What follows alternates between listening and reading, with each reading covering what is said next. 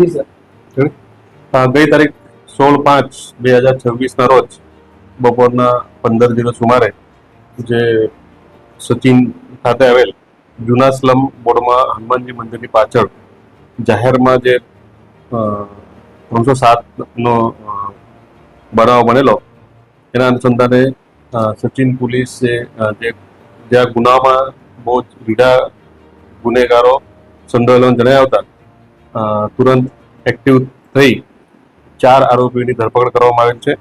આમાં રોશન સંજયભાઈ બરકસ તથા આનંદ સુરેશભાઈ પાટીલ, પ્રિન્સ રાજેશભાઈ પટેલ તથા રાકેશ ઉર્ફે રાખ્યો પ્રકાશભાઈ વાઘ. મેં આગળ જણાવ્યા એ પ્રમાણે આ ગુનામાં આગળ ગુનાહિત ભૂતકાળ ધરાવતા આરોપીઓ સંડોવાયેલા જણાયા હતા. આ જે રાકેશ છે એના વિરુદ્ધમાં અગાઉ 4 વખત પાસા થયેલી છે. શરીર સંબંધી ગુનાઓ, મિલકત સંબંધી ગુનાઓ પણ નોંધાયેલા છે. અને આ શરૂઆતના તબક્કામાં આ જે લૂંટનો બનાવ હતો એમાં હજુ પણ ઘણા આરોપીઓ સંડોવાયેલાનું તપાસ દરમિયાન જણાયા હતા. આગળની એ પ્રમાણે કાયદેસરની જે કલમો એડ કરવાનું થશે એ પ્રમાણે સચિન પોલીસે આરોપીઓને રિમાન્ડ મેળવી આગળની કાર્યવાહી હાથ ધરેલ છે.